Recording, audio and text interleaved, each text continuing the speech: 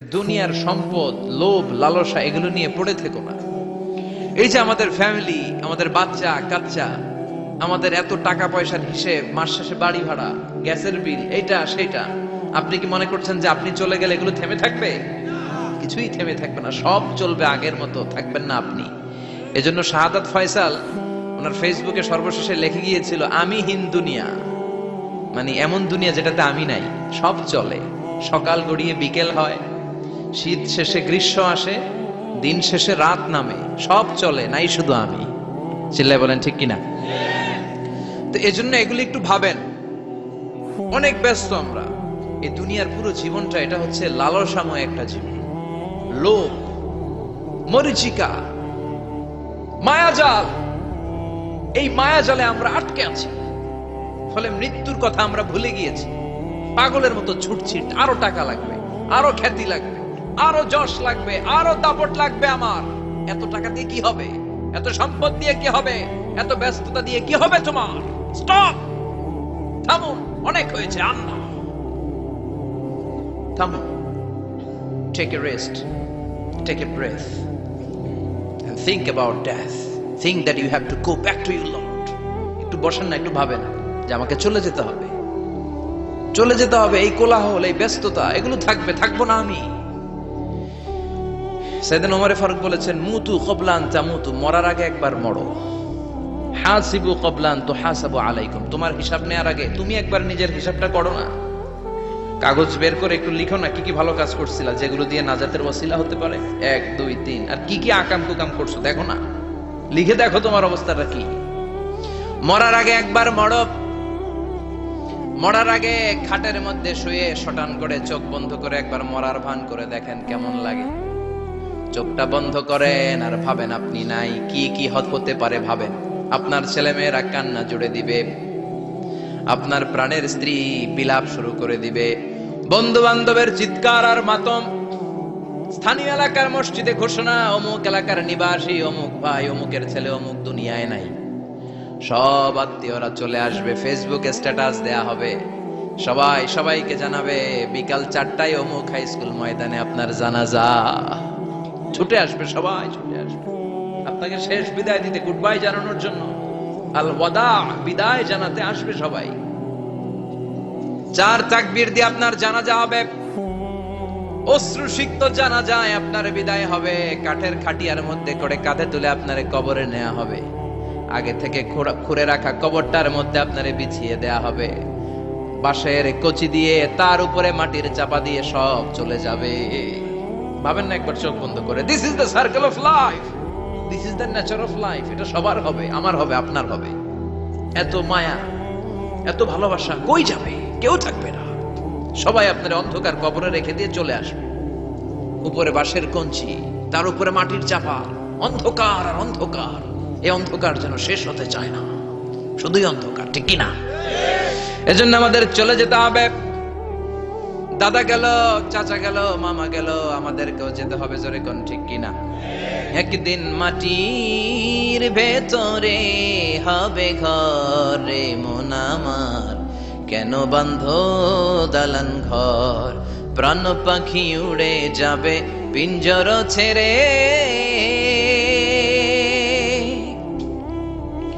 ধরা ধামে সবই রবে, তুমি যাবে চলে, বন্ধু বান্ধব যত, মাতা পিতা দ্বারা সুত, সবই হবে তোমার পরে, মন আমার কেন বান্ধ দালান ঘর, একদিন মাটির ভেতরে হবে ঘরে মন আমার, কেন বান্ধ দালান ঘর, ঠিক কিনা? সব করে থাকবে, চলে যেতে হবে আমাদেরকে। এজন্য আখিরাতের কথা যেন আমাদের স্মরণ হয়। বিশ্বনবী বলতেন, নাহাইতুকুম আন জিয়ারাতিল কুবুর, আমি তোমাদেরকে কবর জিয়ারত করতে আগে নিষেধ করতাম, কিন্তু এখন নিষেধাজ্ঞা প্রত্যাহার করে নিলাম। এখন সব সময় তোমরা কবরের সামনে যাবা আর জিয়ারত করবা। কবরস্থানে যান, ওদিকে যান, আপনারা একটু যাবেন, একটু গেলে আখিরাতের কথাটা স্মরণ হবে। ওখানে ছোট শিশুরা শুয়ে আছে, কিশোর যুবকরা আছে, আপনার মতো তাগড়া যুবক মুরব্বীরা আছে, এরা এই এলাকায় থাকতো, এরা আকাশ থেকে নেমে আসে না, এই এলাকার সন্তান, আজ নাই। একটা সার্টেন পিরিয়ড শেষে আপনিও থাকবেন না। This is the nature of life, this is the circle of life. ছোট্ট শিশু হয়ে এসেছিলেন, শৈশব, কৈশোর, যৌবন, প্রৌঢ়ত্ব। আগে ছিলেন সিঙ্গেল, বিয়ে করে হয়ে গেলেন ডবল। এরপরে আল্লাহ আপনাকে একটা মেয়ে দিল, এরপরে মেয়েকে বিয়ে দিয়ে শ্বশুর হলেন, এরপরে ওই মেয়ের ঘরে সন্তান হতে নানা হলেন। আর কতদিন? অনেক দিন হলো তো, অনেক লম্বা সময় পেয়েছেন আপনি। Think about death. এবার যাওয়ার কথা ভাবেন, আখিরাতের সামানের কথা ভাবেন, ফিরে যেতে হবে। কি শক্তিশালী যুবক, বার্ধক্য চলে আসলে লাঠি ছাড়া চলতে পারে না। কুচকুচে কালো দাড়ি সাদা হয়ে যায়, দাড়ির শুভ্রতা, বয়সের ভার, রং ধরা যৌবন জং ধরে শেষ। ঠিক কি না? This is the circle of life. যুবক ভাইরা, এটাই জীবন, চলে যেতে হবে, কেউ থাকতে পারবে না। ঠিক কিনা? এটা রিমাইন্ডার আল্লাহ এই সূরার ভেতরে দিয়েছেন যে তোমাদেরকে ফিরে যেতে হবে। এই লোভ লালসা ছেড়ে দাও। রব্বুল আলামিন বলেন, আলহাকুমুত তাকাসুরু হাত্তা যুরতুমুল মাকাবির। ও গোলাম, দুনিয়ার সম্পদ, লোভ লালসা তোদেরকে পাগল বানিয়ে দিয়েছে। এই লোভ পাগলামি কোনোদিন তোদের থামবে না যতদিন না তোরা কবরে ঢুকবি। ঠিক কিনা? কার কথা? আল্লাহ বললেন, দুনিয়ার সম্পদ আর লোভ আর মোহে তোমরা গাফেল হয়ে গিয়েছো। আখিরাতের কথা বেমালুম তোমরা ভুলে গিয়েছো। কিন্তু আখিরাতে তোমাদের যেতেই হবে, কবরের বাড়িতে তোমাদের ঢুকতেই হবে। ঠিক কিনা? যেতেই হবে। আমরা ভুলে যাই।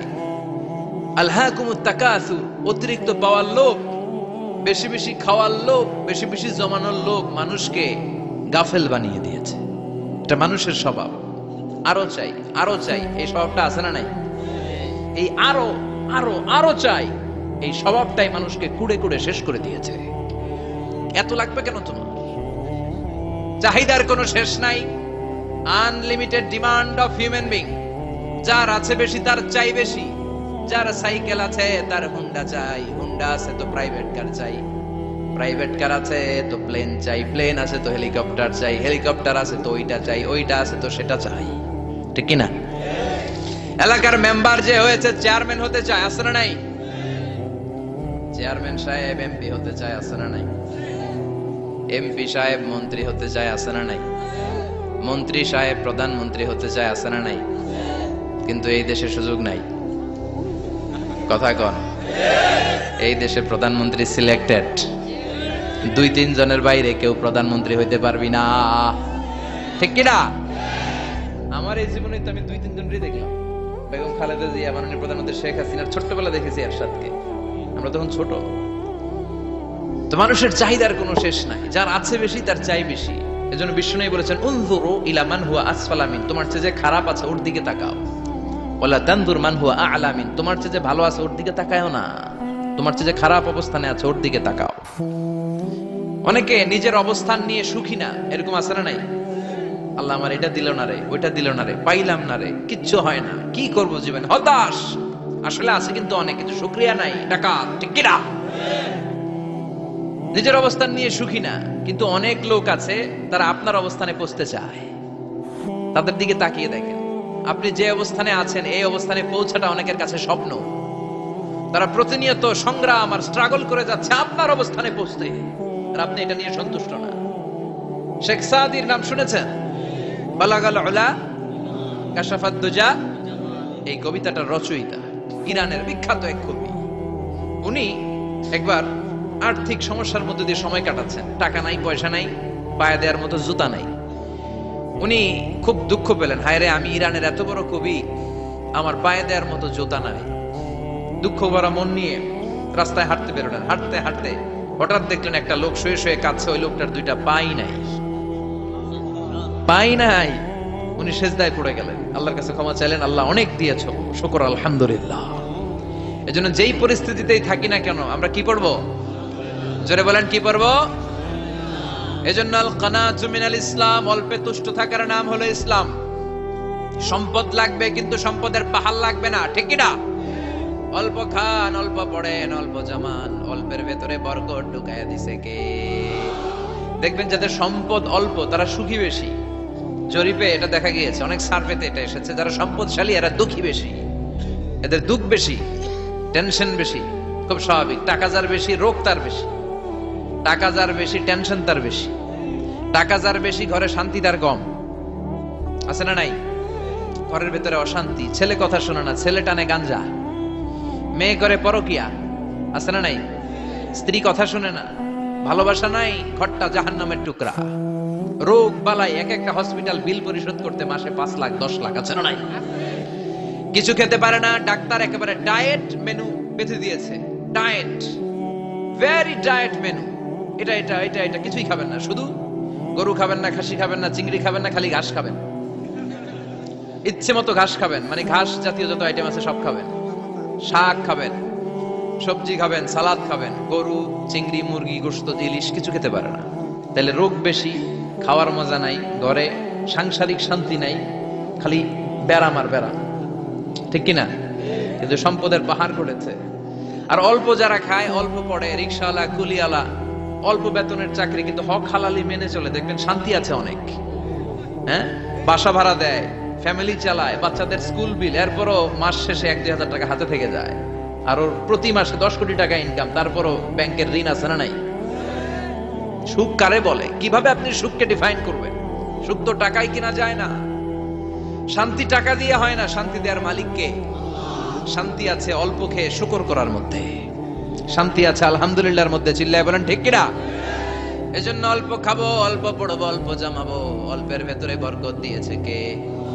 দেখেন ধনী ভাইরা খেতে পারে না, কিন্তু রিকশালার কি সমস্যা হয়? রিকশালারা সব খেতে পারে, কুলিওয়ালা, দিনমজুর, এরা একেবারে স্লিম সুঠাম দেহি, মেদহীন পেট, পেটে কোনো মেদ নাই, ভুড়ি নাই। আর কুটিপতিদের মেদ আছে না নাই? এত বড় বড় পেট, ঠিক কিনা? আমাদেরও পেট আছে, তবে হালাল পেট, এটা হারাম টাকা দিয়ে এই ভুড়ি বানাই নাই আমরা। ছিলে বলেন ঠিক কিনা? রিকশাওয়ালা কুলিওয়ালা নিজেও নামাজ পড়ে, বউও নামাজ পড়ে, বাচ্চাটাও নামাজ পড়ে, রিকশা চালায় আর জিকির করে লা ইলাহা।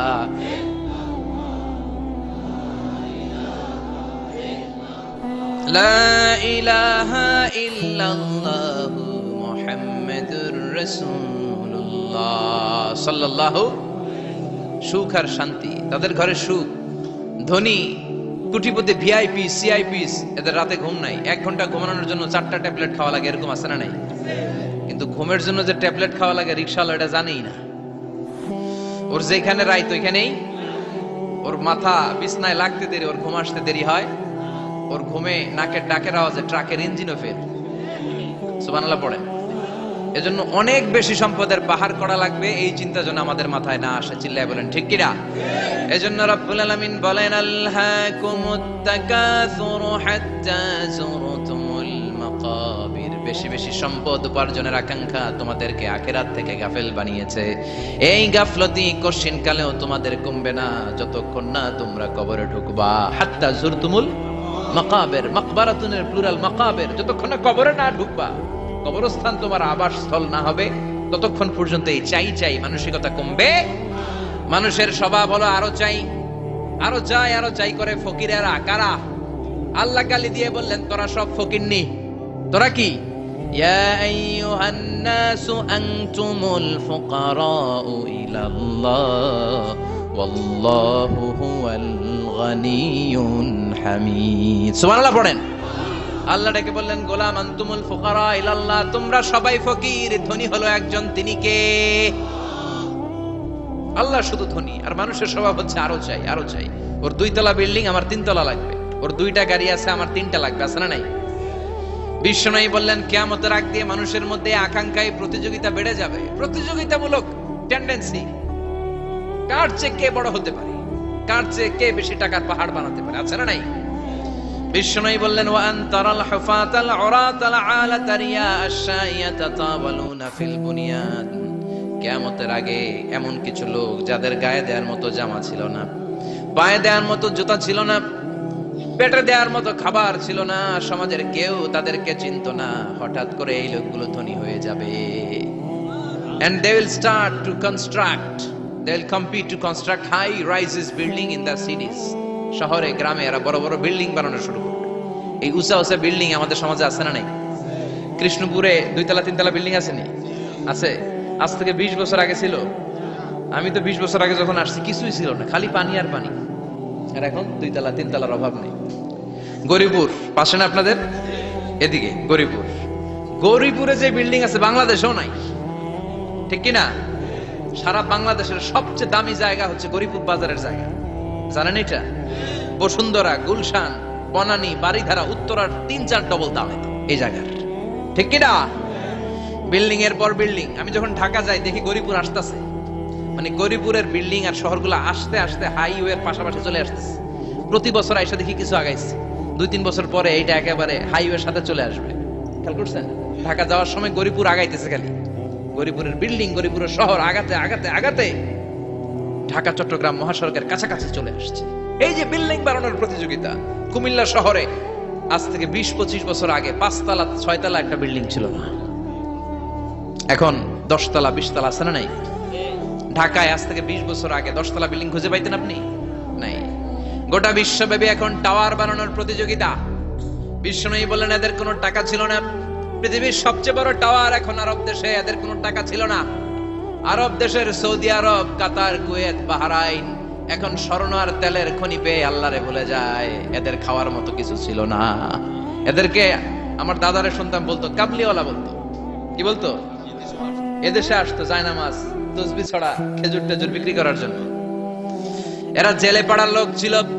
আরব সাগরের তীরবর্তী এলাকার মানুষ, সাগরের মাছ মেরে এরা জীবন ধারণ করতো। আল্লাহ এদেরকে তেলের খনি দিলেন, গ্যাসের খনি দিলেন। এখন তারা বড় বড় টাওয়ার বানায়, আছে না নাই? বুর্জ আল খলিফা, কি উঁচা বিল্ডিং, 828 মিটার উঁচু। জেদ্দা আছে 1000 মিটার উঁচু কিংডম টাওয়ার। তাইওয়ানে আছে তাইপেডাং টাওয়ার 101 তলা। মালয়েশিয়া আছে পেট্রোনাস টুইন টাওয়ার 88 তলা। চায়নাতে আছে সাংহাই টাওয়ার, একটার পর একটা টাওয়ার। প্রতি বছর অ্যানাউন্স করতেছে যে ওদেরটা আছে আমাদেরটা বড় বানাও। কাতার কয় ওরা বানাইলে আমরা পারবো না কেন, আমরা বানাবো আরো বড়, আছে না নাই? শাগালাত কুমুত তাকাসুর, যে আরো লাগবে, আরো বড় হতে হবে, এই টেন্ডেন্সি মানুষকে আখিরাত থেকে একেবারে গাফেল বানিয়ে দিয়েছে। চিল্লায় বলেন ঠিক কিনা? টাকার পাহাড় বানাতে চায়, দরকার থাকলেও চায়, না দরকার থাকলেও চায়। বর্তমান পৃথিবীর সবচেয়ে ধনী লোকটার নাম জানেন কি নাম? হ্যাঁ, বিল গেটস। ওর যে কত টাকা ও নিজেও জানে না। ওর পকেট থেকে যদি $100 একটা বান্ডিল পড়ে যায়, এটা তুলতে ওর যত সময় লাগবে, ও না তুলে যদি হেঁটে, যে আইডিয়া নিয়ে হাঁটতেছিল ওইটা নিয়ে হাঁটে, ওদিকে আরো বেশি ইনকাম হয়ে যাবে। এত টাকা তার, এটা তোলার সময় তো তার নাই। ওয়ারেন বাফেট নাম শুনছেন? হাজার হাজার কোটি ডলারের মালিক। প্রিন্স ওয়ালিদ বিন তালা, সৌদি ধনকুবের নাম শুনেছেন? ওর একটা বিমান আছে, প্রাইভেট জেট প্লেন। এই বিমানটার 70% মেড অফ গোল্ড। বিমানের 70% স্বর্ণ দিয়ে বানানো। গত কয়েক বছর আগে আমি ব্রুনাই গিয়েছিলাম। ব্রুনাইয়ের সুলতানের নাম হাসান আল বালখিয়া। উনি একটা প্যালেস আরবিতে বলে কাসার, মানে হচ্ছে রাজপ্রাসাদ। পৃথিবীর সবচাইতে বড় রাজপ্রাসাদ ব্রুনাইতে বান্দার সিরি বেগাওয়ানে অবস্থিত। আমি গিয়েছি ওখানে। প্রায় 1800 থেকে 2000 কক্ষ আছে ওই প্যালেসে, রাজপ্রাসাদে। ওই রাজপ্রাসাদের টয়লেটের কমোড গুলো মেড অফ গোল্ড, স্বর্ণ দিয়ে বানানো। নাউজুবিল্লাহ পড়বেন না? এই হাসান আল বালখিয়া নিজে বিমান চালায়। ওর সংগ্রহে 500টা রোলস রয়েস লাক্সারিয়াস কার আছে। 500 রোলস রয়েস। গুগল, ইউটিউব যারা করেন সার্চ দিলে দেখবেন ওর কি পরিমাণে গাড়ি। রোলস রয়েস গাড়ি হচ্ছে one of the luxurious car in the world. Car ব্র্যান্ডের মধ্যে যত দামি কার ব্র্যান্ড আছে, এর মধ্যে রোলস রয়েস একটা, যেগুলোর দাম কমসে কম এদেশের টাকায় 8 কোটি থেকে 10 কোটি টাকা। আচ্ছা বলেন, এই গাড়িগুলো যারা হাই প্রোফাইলের ভিআইপিস, তারা ফ্যামিলির সবাইকে যদি একটা করে গাড়ি দেয়, একজনের কয়টা গাড়ি দরকার? 5টা, 10টা, 20টা। বললাম যে 20টা গাড়ি লাগবে ওনার। 500 গাড়ি দিয়ে উনি কি করবে? তার সংগ্রহে 500টা রোলস রয়েস। স্বর্ণেরও গাড়ি আছে, তার স্বর্ণের পালঙ্ক আছে, আমি দেখে এসেছি। পোরশে, ফারারে, লাম্বরগিনি, এই টাইপের যে ব্র্যান্ডগুলো আছে, অভাব নাই। তার মানে আছে, যার বেশি চায় তত বেশি। চিৎকার করে বলেন ঠিক কি না? এজন্য আল্লাহ বললেন আলহাকুমুত তাকাসুরু হাত্তা যুরতুমুল মাকাবির। দুনিয়ার লোভ তোমাদেরকে আখিরাত থেকে গাফেল বানিয়ে দিয়েছে। দুনিয়ার লোভ লালসার মধ্যে পড়ে আখিরাতকে বেমালুম তোমরা ভুলে গিয়েছো। এই গাফলতি কোনোদিন কমবে না যতদিন না তোমরা কবরে ঢুকো, ঠিক কি না? সম্পদ উপার্জনে ইসলাম বাধা দেয় না, কিন্তু সম্পদ হৃদয়ে স্থান দেয়া যাবে না। সম্পদ উপার্জন করতে হবে, খরচ করে ফেলতে হবে। বেশি সম্পদশালী হতে হলে আল্লাহর সন্তুষ্টির জন্য যাকাত দিতে হবে। কে দিতে হবে? দে জাকাত তোরা দে রে জাকাত, তোর দিল খুলবে পরে আগে খোলো খাত। দে জাকাত তোরা দে রে জাকাত। ঠিক কিনা? দিল পরে খুলবে, আগে হাত খোলেন। হাত খুললে দেখবেন দিলটারে খুলে দিয়েছে কে? সাইয়েদনা মুসা আলাইহিস সালামের জামানায় ওনার চাচাতো ভাই ছিল মিশরের সবচাইতে বড় ধনী, যাকাত দেয় নাই। তার কি করুণ পরিণতি হয়েছে কোরআনে আছে না নাই? এত সম্পদ ছিল, তার সম্পদগুলো সে সিন্ধুকে আটকে রাখতো। আর এই সিন্ধুকের চাবিগুলো আলগানোর জন্য, কাঁধে নেওয়ার জন্য 10 জন লোক লাগতো।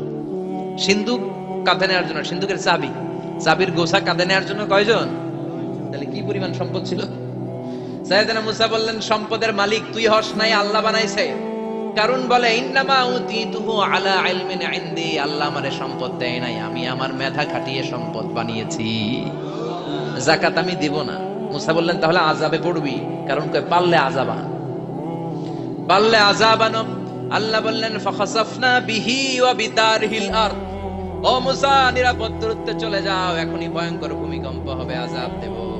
কারণ সহ কারণের সব সম্পদ আমি জমিনের ভেতরে ঢুকায়া দেব। আমি নিজে কারণের বাড়ি দেখে এসেছি। মিশরের রাজধানী কায়রো থেকে প্রায় 150 কিলো দূর একটা জেলা আছে, ফায়ুম জেলা। ওইখানে কারুনকে আল্লাহ তার সব সম্পত্তি সব মাটিতে দাবিয়ে দিয়েছেন। দাবাতে দাবাতে হাঁটু পর্যন্ত যখন কারুন জমিনে দেবে যায়, ভাবছে উঠে যাবে। কোমর পর্যন্ত যখন মাটির মধ্যে দেবে যায়, ভাবছে উঠতে পারবে। গলা পর্যন্ত যখন দেবে যায়, হাত তুলা কয়, আমি ঈমান আনলাম। ও মুসা, সব সম্পদ তোর আর তোর আল্লাহর, লইয়া যা, খালি আমারে বাঁচা, আমারে। সব গাদ্দারদের একই পরিণতি। ফেরাউনরেও যখন আল্লাহ লোহিত সাগরে পানি খাওয়াতে খাওয়াতে পেটটা এত বড়, হাত তুলা কয়, আনা মিনাল মুসলিমিন, আমি মুসলমান, আমি ভালো মানুষ। আল্লাহর কোরআন সাক্ষী, সে বলেছে, আনা মিনাল বনি ইসরাইলরা যে আল্লাহরে মানে, আমিও তারে মানি, আমিও আল্লাহর দলের একনিষ্ঠ কর্মী। আর পানি খাইতে পারি না, আল্লাহ বাঁচাও। আল্লাহ কয়, আরো খা। শেষ, ফেরাউন শেষ, নমরুদ শেষ, কারুন শেষ। পুরো সম্পদ সহ আল্লাহ কারুনকে জামিনের ভেতরে দাবিয়ে দিলেন। এজন্য সম্পদ যাদের বেশি, যাকাত দেওয়ার দরকার আছে না নাই? দারিদ্রতা বিমোচনের জন্য যাকাত দিবেন। যাকাতের শাড়ি লুঙ্গি এইভাবে না, অনেকে কিন্তু দেয় যাকাতের শাড়ি, যাকাতের লুঙ্গি, যাকাতের গামছা, এরকম ডাকাইত আছে না নাই? বাংলাদেশে এমনও হয়েছে, যাকাতের শাড়ি দিবে বলে সে পত্রিকায় নিউজ করেছে, আর ওই শাড়ি আনার জন্য শাড়ি দিবে 5000, মানুষ এসেছে 5 লক্ষ। পদপৃষ্ঠ হয়ে 11 জন নারী এক জায়গায় মারা গিয়েছে। কিয়ামতের দিন আল্লাহ বিচারের কাঠগড়ায় এই বিজনেস ম্যাগনেটকে দাঁড়িয়ে সেদিন জিজ্ঞাসা করবে যে, কেন তুই এদেরকে কষ্ট দিয়েছিলি? চিল্লা এখন ঠিক কিনা? এদের মৃত্যুর দায়ভার এই শিল্পপতি এড়াতে পারবে না। যাকাতের শাড়ি, যাকাতের লুঙ্গি বিতরণের জন্য আল্লাহ তোমারে ধনী বানায় নাই। ধনীদের দায়িত্ব হলো গরিবের হাতে সম্পদ পৌঁছে দেয়া। ওয়া ফি আমওয়ালিহিম হাক্কুন লিসাইলি ওয়াল মাহরুম। গরিব আমার কাছ থেকে সম্পদ আর যাকাত নিয়ে সে আমার প্রতি করুণা করেছে। আমি যাকাত দেই বলে আমি কোনো দয়া দেখাই নাই। কথা বুঝতে পেরেছেন? আইডিয়াটা ক্লিয়ার করে নেন। যাকাত দেয়া আমার জন্য কি? কথা বলেন, ফরজ। আর যে যাকাত নেয় তার জন্য যাকাত খাওয়া কি ফরজ? আমি গরিব মানুষ, আমি যাকাত খাবো না, না খাইয়া থাকুম, রোজা রাখুন। কথা কন, আমার যে যাকাত নেওয়া লাগবে এমন কোনো কথা নেই। কিন্তু আমি যে ধনী, আমার দিতেই হবে, এটা ফরজ। তার মানে আমি দিয়ে আমি দয়া করি নাই, ও নিয়ে আমারে বাঁচাইয়া দয়া করে গেছে। চিৎকার করে বলো ঠিক কিনা? ইসলাম বলে রাস্তার এক পাশে 5 তলা আর এক পাশে গাছতলা, এটার নাম ইসলাম না। খেটে খাওয়া মানুষ, সুবিধা বঞ্চিত মানুষদের দ্বারে যে তুমি যাকাতের টাকা পৌঁছে দাও। যাকাতকে ফরজ করা হয়েছে দারিদ্রতা বিমোচনের জন্য। আপনি শাড়ি লুঙ্গি দিলে কি হবে? ওরে শাড়ি দিচ্ছেন দুপুরে, রাত্রে বেলা ও আরেক জায়গায় লাইন ধরে আছে, বিরিয়ানির প্যাকেট দিতেছে ওইখানে। কথা কোন, সারাটা বছর ও যাকাতের টাকা নেবে, ওর কিচ্ছু হবে না। বরং এমন কিছু তাকে করে দিতে হবে যেটা দিয়ে সে ফ্যামিলি লিড করতে পারে। একটা সিএনজি কিনে দেন, ওই ফ্যামিলিতে কোনো যুবক থাকলে সিএনজি চালায়া, অটো চালায় ফ্যামিলিটারে চালাবে। একটা টঙের দোকান করে দেন, চায়ের দোকান, চা বিক্রি করে ফ্যামিলিটারে চালাবে। অস্ট্রেলিয়ান একটা গাই কিনে দেন, গরুর দুধ বিক্রি করে তার ফ্যামিলি চলবে। কিংবা মাছের একটা খামার করে দেন, মুরগির খামার করে দেন, ঠিক কিনা? ওমরে ফারুক বলতেন, এমন ভাবে যাকাত দাও যাতে করে যাকে যাকাত দিয়েছে জীবনে কোনোদিন সেজন্য আর কারো কাছে যে হাত পেতে যাকাতের জন্য দাঁড়িয়ে না থাকে। এই বিধানটা কার? এজন্য আল্লাহ বললেন, আলহাকুমুত তাকাসুরু হাত্তা যুরতুমুল মাকাবির। দুনিয়ার লোভ লালসা তোমাদের কমবে না যতদিন না তোমরা কবরে ঢুকো। কার কথা? চিল্লায় বলেন কার? এজন্য দুনিয়ার প্রতি যে আমাদের লোভ, এটা কি বাড়াইতে হবে না কমাইতে হবে? এই দুনিয়ার জীবন এটা ক্ষণিকের। অমাল হায়াতুদ দুনিয়া ইল্লা মাতাউল গুরুর, এটা ভোগের সামগ্রী, আজ আছে কাল নাই, এটা হাতের ময়লা। দুনিয়ার এই জীবনের দৃষ্টান্ত হচ্ছে 4টা স্বর্ণের টুকরা আর 3টা লাশের মতো। স্বর্ণের টুকরা 4টা, চিৎকার করে বলেন তো কয়টা? লাশ 3টা, জোরে বলেন কয়টা? অনেক অনেক আগের যুগের 3জন যুবক জীবিকার তাগিদে তারা বের হয়েছে কর্মসংস্থান করে খাবে। পথিমধ্যে তারা গুপ্তধন পেয়েছে, স্বর্ণের বার পেয়েছে, তো বড় বড় 4টা পেয়ে তারা মহাখুশি। আমাদের আর কাজ করা লাগবে না, এগুলো বেচে আজীবন খাবো, সুখে থাকবো। তো 3জন মিলে বললো 4টা স্বর্ণের টুকরা 3জনের মধ্যে ভাগ করে দেওয়ার আগে একজন এক কাজ কর, বাজার থেকে কিছু রুটি নিয়ে আয়, খুব ক্ষুধা লেগেছে, খেয়ে নেই। একজন রে রুটি আনতে পাঠিয়ে 2জন মিলে ভাবে ওইটারে যদি মেরে ফেলতে পারি তাহলে তো তোর আর আমার মধ্যে কোনো ঝামেলা নাই। স্বর্ণের টুকরা কয়টা? তুই নিবি 2টা, আমি নেব 2টা। আর যেটারে রুটি আনতে পাঠাইছে ওইটা মনে মনে ভাবতেছে রুটির মধ্যে বিষ মিশাই নিয়ে যাব। কি মিশাবো? বিষ খাইয়া ওইটা শেষ, সবগুলো আমার। তো বিষ মিশাই নিয়ে আসছে, আর আগের পরিকল্পনা অনুযায়ী এই 2জন মিলে তাকে নৃশংসভাবে হত্যা করেছে। হত্যার পরে কয় প্রচন্ড ক্ষুধা লাগছে, ল আগে খাইয়া লই। 2জন মিলে বাজার থেকে আনা বিষ মাখানো রুটি খেয়ে ওই 2টাও শেষ। স্বর্ণের জায়গায় স্বর্ণ পড়ে আছে, স্বর্ণগুলো নেয়ার মতো মানুষ আর নাই, ঠিক কিনা? এজন্য মানুষের এই চাহিদা কমবে না। বিষ্ণু বলেন লাউ আন্না লিকুল্লি ইবনে আদম ওয়াদিয়ান মিন যাহাব আহাব্বা আই ইয়াকুনা ইলাইহি ওয়াদিয়ান। আল্লাহ প্রত্যেককে, আমাদের প্রত্যেককে যদি একটা করে স্বর্ণের পাহাড়ের মালিক বানিয়ে দেয়, কয়টা করে? এই একটা পাহাড় স্বর্ণের, একটা স্বর্ণের পাহাড়ের মালিক যদি আমাদের এক একজনকে বানায় দেওয়া হয়, এরপর আমরা চাবো আরেকটা স্বর্ণের পাহাড়ের মালিক কেমন করে হওয়া যায়। আচ্ছা বলেন তো, একটা স্বর্ণের পাহাড় আমার 14 পুরুষ বিক্রি করে খাইলো শেষ করতে পারবো এটা? তো আরেকটা কেন লাগবে আমার? ওয়ালাই আমলা আফাহু ইল্লা তুরাব। বিষ্ণু বলেন কবরের মাটি যতক্ষণ না তোর মুখে না ঢুকবে, তোর এই চাওয়া চাওয়া খাই খাই সব বন্ধ হবে না। এজন্য আল্লাহ বললেন আলহাকুমুত তাকাসুরু হাত্তা যুরতুমুল মাকাবির। দুনিয়া তোমাদেরকে গাফেল বানিয়ে দিয়েছে, গাফলতি কমবে না যতদিন না কবরে ঢুকো। কবরে ঢুকা লাগবে, কবরে ঢুকা লাগবে না? কবরে আমাদেরকে যেতেই হবে, যেখানেই থাকেন। কবরের প্রশ্ন আছে না নাই?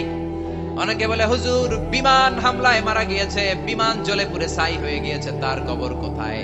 তার আত্মাটা যেখানে আছে ওই জায়গায় প্রশ্ন আছে না নাই? অনেকে বলে হুজুর সাগরের মধ্যে পড়ে মারা গিয়েছে, তিমি মাছ খেয়ে ফেলেছে, তার কোনো অস্তিত্ব নাই, কিন্তু তার রুহুটা আছে না নাই? প্রতিটা রুহু সংরক্ষণ করে কে? প্রত্যেকটা আত্মা আল্লাহর কাছে সংরক্ষিত থাকে।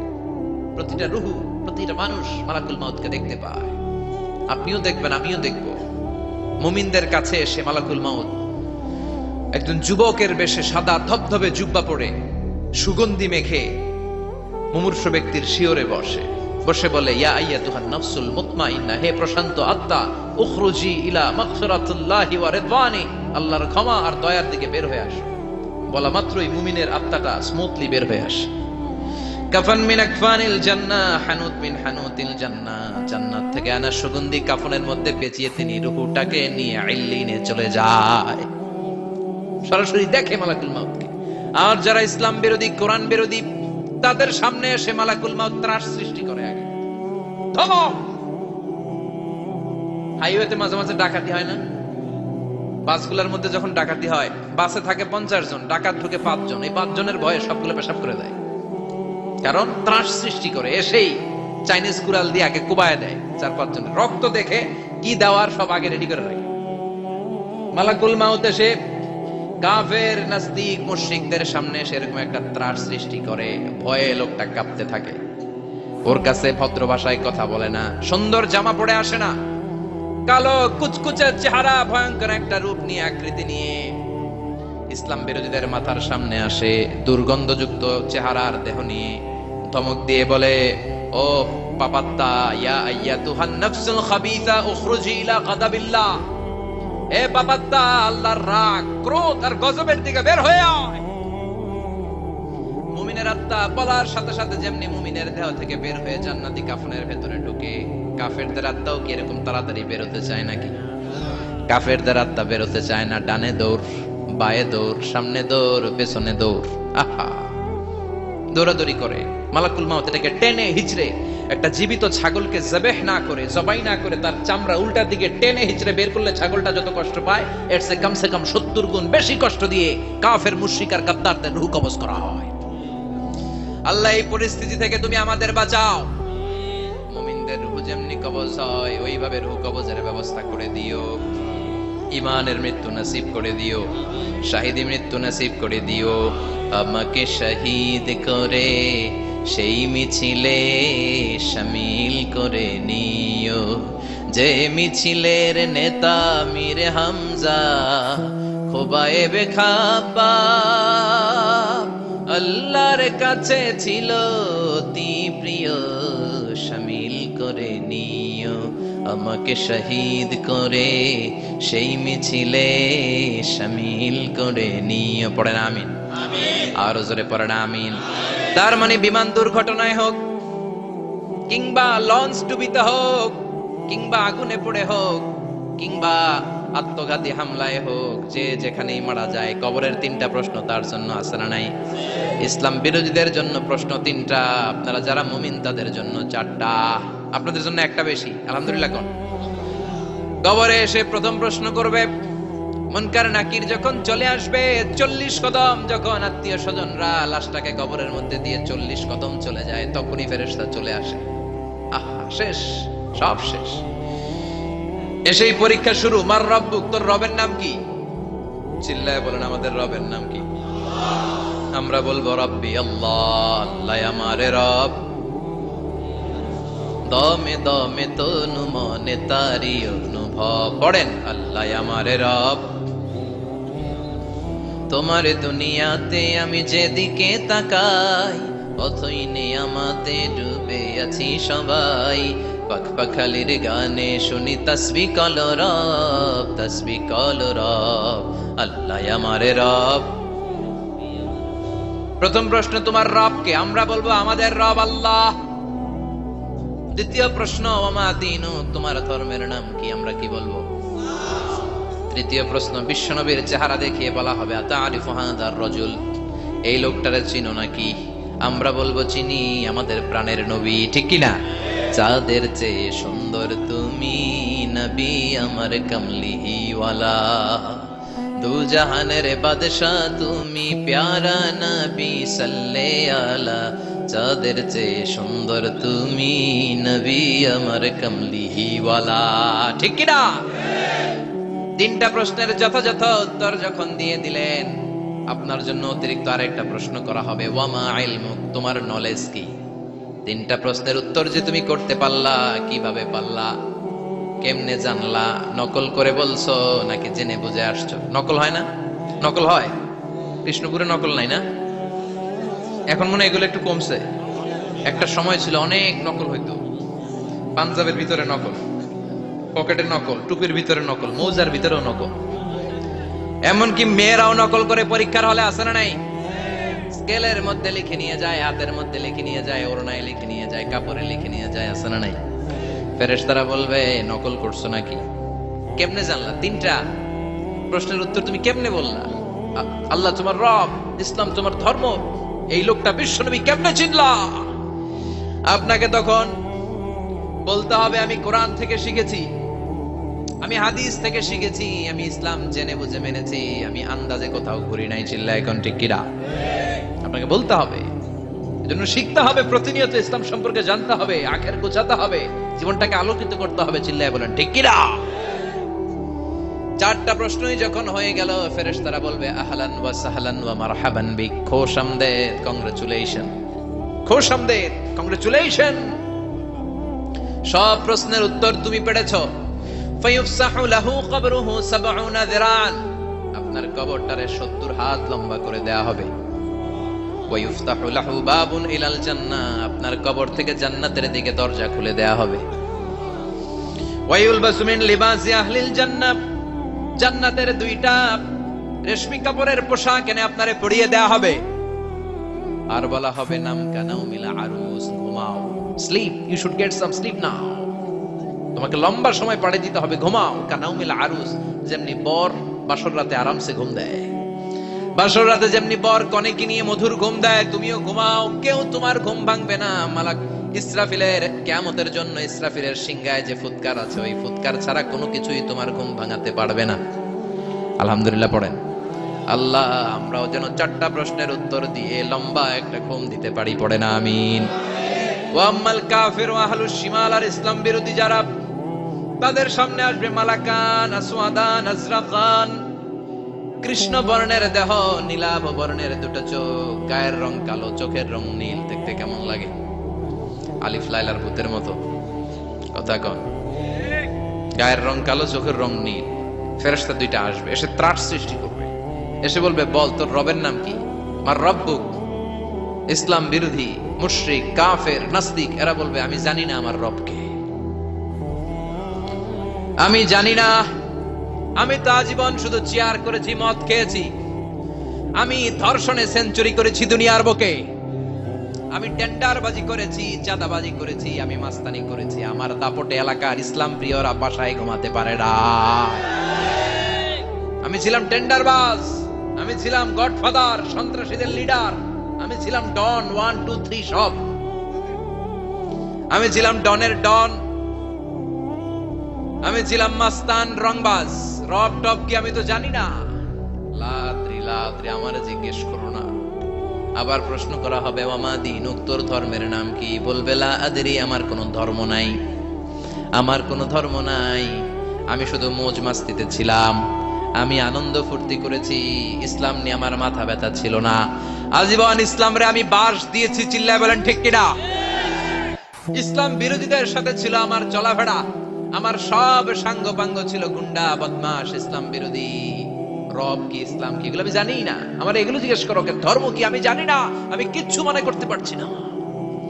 3 নাম্বার প্রশ্ন করা হবে, আতারিফু হাদার রাজুল, দেখো তো এই লোকটারে চিনো কিনা? কয় না, চিনি না, তবে মনে হয় এই লোকটারে দুনিয়ার বুকে আমি গালি দিতাম, এই লোকটার বিরোধিতা করতাম, ব্লগের মধ্যে এই লোকটার ব্যাপারে কুৎসা রটনা করতাম, এই লোকটার কার্টুন বানিয়ে আমি হিংসা ছড়িয়ে দিতাম, এই লোকটার ব্যাপারে আমি এলাকার মধ্যে অপপ্রচার চালাতাম।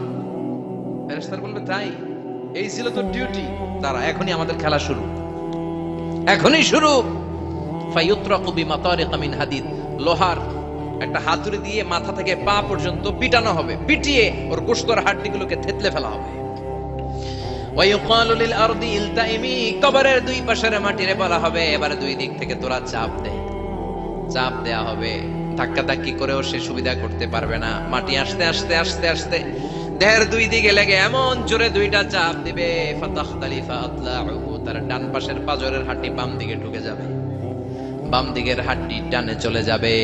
বিশ্বনবী বললেন, এই হাতুড়ি দিয়ে পিটানোর শাস্তি, কবরের চাপ দেওয়ার শাস্তি চলতেই থাকবে হাত্তাল কিয়ামা, কিয়ামত পর্যন্ত। আল্লাহ কবরের শাস্তি থেকে আমাদের বাঁচাও।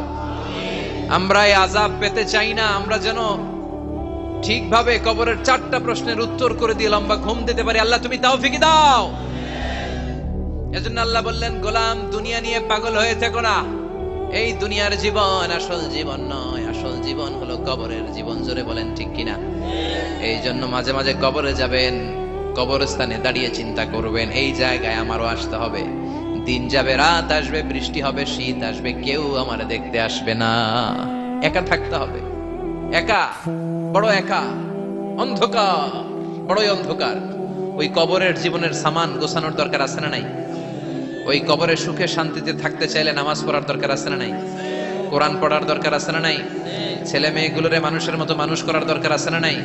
আজকে যিনি উপস্থাপক চমৎকার কথা বললো, আমরা যেন মাদককে না বলি, আমরা যেন ফেন্সিডিলকে না বলি, আমরা যেন ইসলামের পক্ষে থাকি, আমরা ইসলামের কোন বিপক্ষে শক্তির সাথে যেন হাত না মিলাই, সব সময় যেন আমরা কোরআনের পক্ষে থাকি, ইসলামের পক্ষে থাকি। 5 ওয়াক্ত সালাতগুলো যেন জামাতের সাথে আদায় করি, আব্বা আম্মার যেন খেদমত করি, আর বিনয়ী মানুষ যেন হতে পারে, ঠিক কিনা? আল্লাহ আমাদের সবাইকে কথাগুলো বোঝার ও আমল করার তৌফিক দান করো।